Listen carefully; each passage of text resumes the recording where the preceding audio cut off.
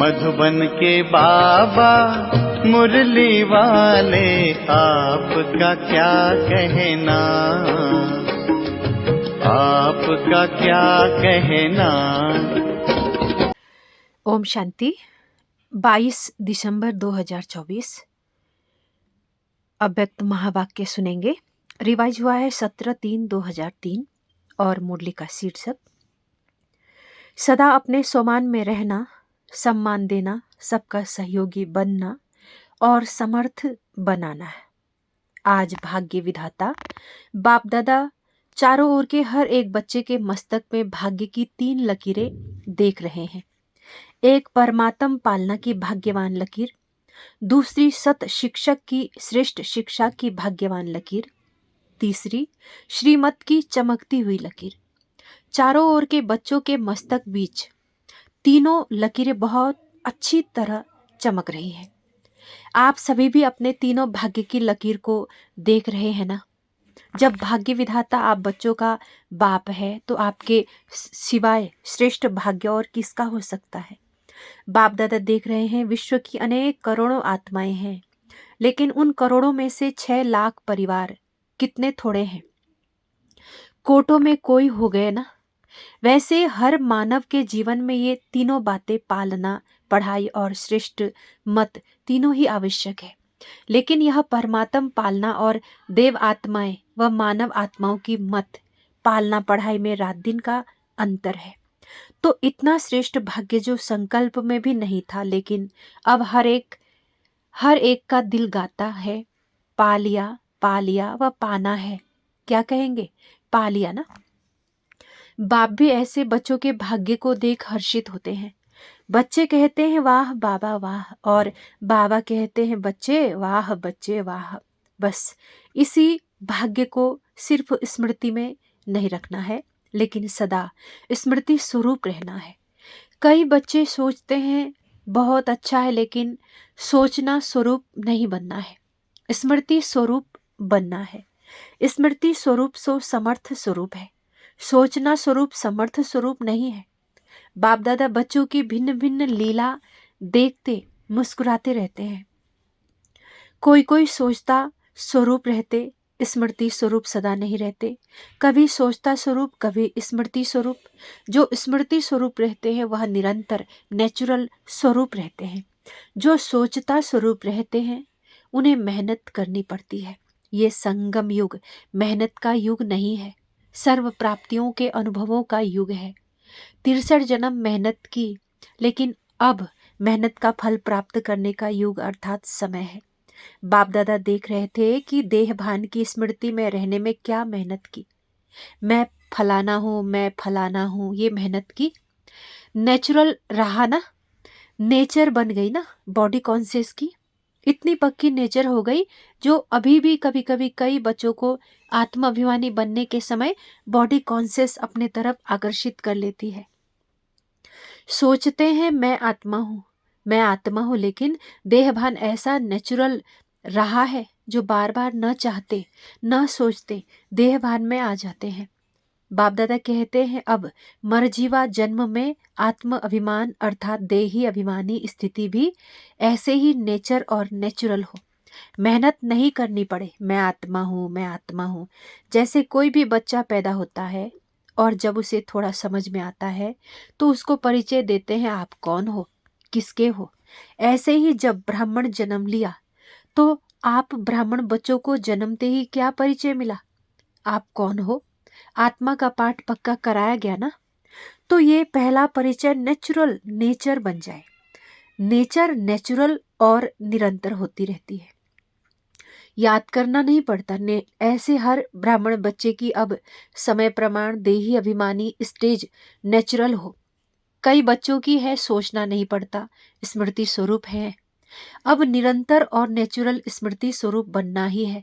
Last अंतिम paper सभी ब्राह्मणों का यही छोटा सा है, नष्टो मोहा स्मृति स्वरूप।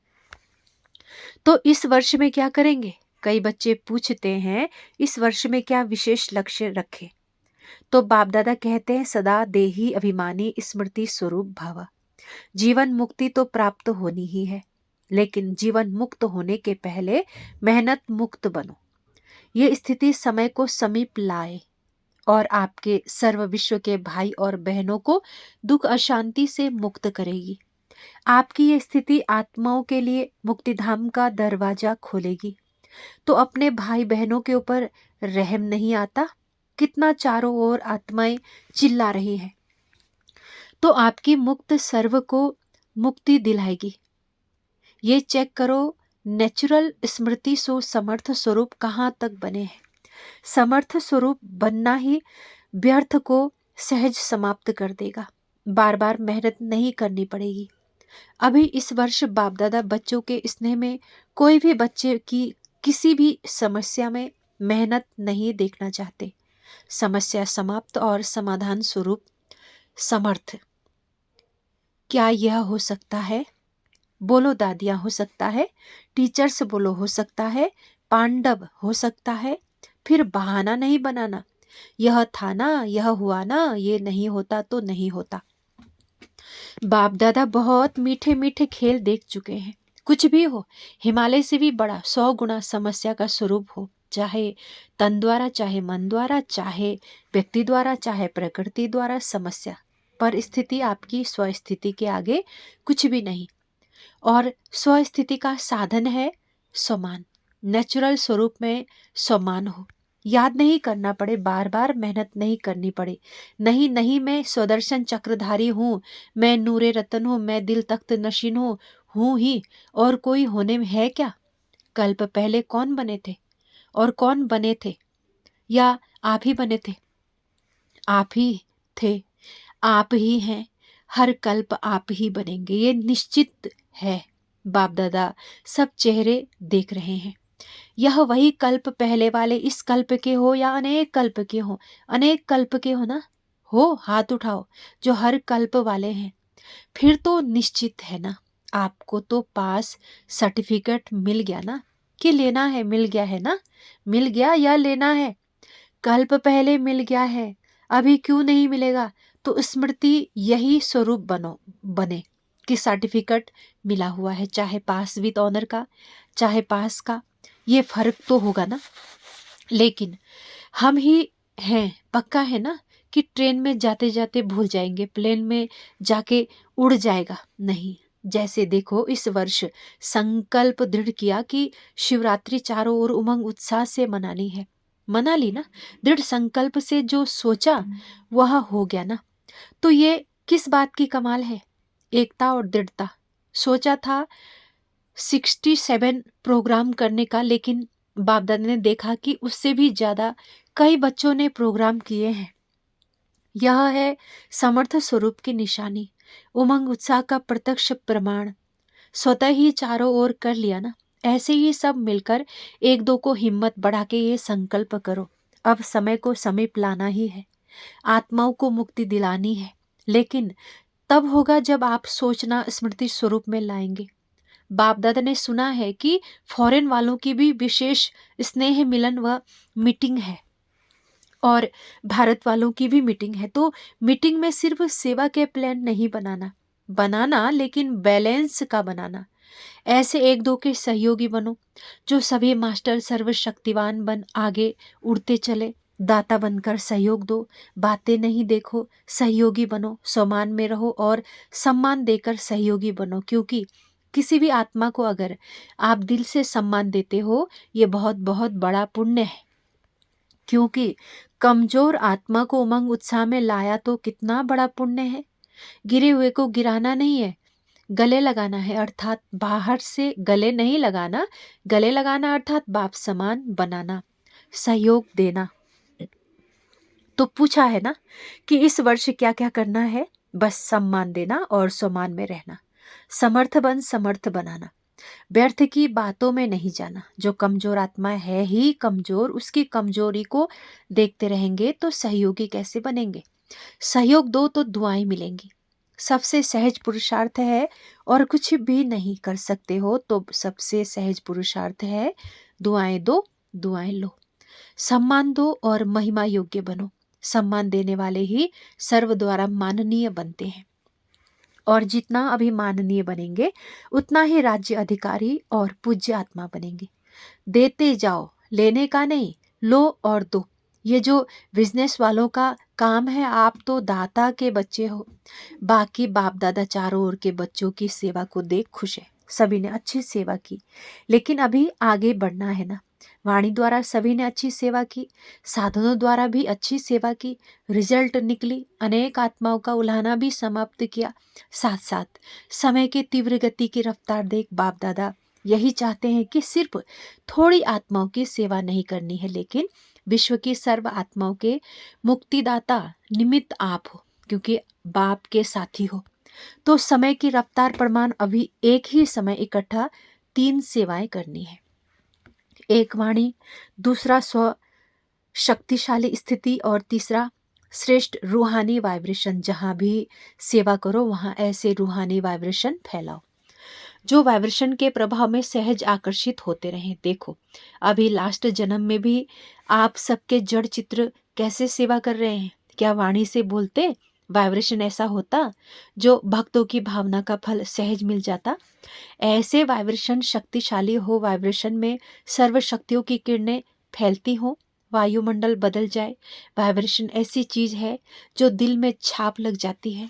आप सबको अनुभव है कि किसी आत्मा के प्रति अगर कोई अच्छा या बुरा वाइब्रेशन आपके दिल में बैठ जाता है तो कितना समय चलता है? बहुत समय चलता है ना। निकालना चाहो तो भी नहीं निकलता है। किसका बुरा वाइब्रेशन बैठ जाता तो सहज निकलता है। तो आपका सर्व शक्तियों की किरणों का वाइब्रेशन छाप का काम करेगा। वाणी भूल सकती है, लेकिन वाइब्रेशन की छाप सहज नहीं निकलती है। अनुभव है ना, है अनुभव। ये गुजरात ने, बॉम्बे ने जो उमंग उत्साह दिखाया उसको भी बाप दादा पदम पदम गुणा मुबारक देते हैं। क्यों? विशेषता क्या रही, क्यों मुबारक देते हैं? फंक्शन तो बड़े बड़े करते रहते, लेकिन खास मुबारक क्यों दे रहे हैं? क्योंकि दोनों तरफ की विशेषता रही, एकता और दृढ़ता की। जहाँ एकता और दृढ़ता है वहाँ 1 वर्ष के बजाय 1 मास वर्ष के समान है। सुना गुजरात और बॉम्बे ने? अच्छा, अभी चारों ओर के बच्चों के भिन्न भिन्न याद प्यार और समाचार के पत्र और ईमेल बाप के पास पहुंच गए। हर एक कहता है मेरी भी याद देना, मेरी भी याद देना। लेकिन बाप दादा कहते हैं हर एक बच्चे की बाप दादा के पास याद पहुंच गई। दूर बैठे भी बाप दादा के दिल तख्त नशीन है। तो आप सबको जिन्होंने भी कहा ना याद प्यार देना, याद देना, तो बाबा के पास पहुंच गए। यही बच्चों का प्यार और बाप का प्यार बच्चों को उड़ा रहा है।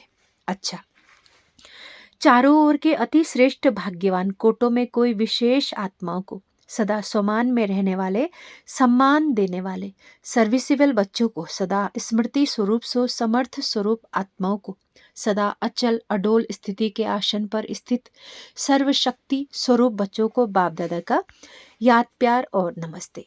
हम रूहानी बच्चों के रूहानी माता पिता बाप दादा को गुड मॉर्निंग और नमस्ते। ओम शांति बाबा, ओम शांति। दादी जी से भेंट की बाबा ने। बाप दादा आपके ऊपर विशेष खुश है। क्यों खुश है? विशेष इस बात पर खुश है कि जैसे ब्रह्मा बाप सभी को ऑर्डर करता था, ये करना है, अभी यह करना है, ऐसे आपने भी ब्रह्मा बाप को फॉलो किया। आप भी मेरे साथ है, वो तो है ही, निमित्त तो आप बनी ना। और ऐसा दृढ़ संकल्प किया जो चारों ओर सफलता है। इसलिए आप में रूहानी ताकत बहुत गुप्त भरी हुई है। आज का वरदान है, सोमान की सीट पर सेट हो, हर परिस्थिति को पार करने वाले, सदा विजयी भव। विस्तार, सदा अपने इस सोमान की सीट पर स्थित रहो कि मैं विजयी रतन हूँ, मास्टर सर्वशक्तिमान हूँ। तो जैसी सीट होती है वैसे लक्षण आते हैं। कोई भी परिस्थिति सामने आवे तो सेकंड में अपने इस सीट पर सेट हो जाओ। सीट वाले का ही ऑर्डर माना जाता है। सीट पर रहो तो विजयी बन जाएंगे। संगम युग है ही सदा विजयी बनने का युग। ये युग को वरदान है, तो वरदानी बन, विजयी बनो। स्लोगन है, सर्व आशक्तियों पर विजय प्राप्त करने वाले शिव शक्ति पांडव सेना है। सर्व आशक्तियों पर विजय प्राप्त करने वाले शिव शक्ति पांडव सेना है।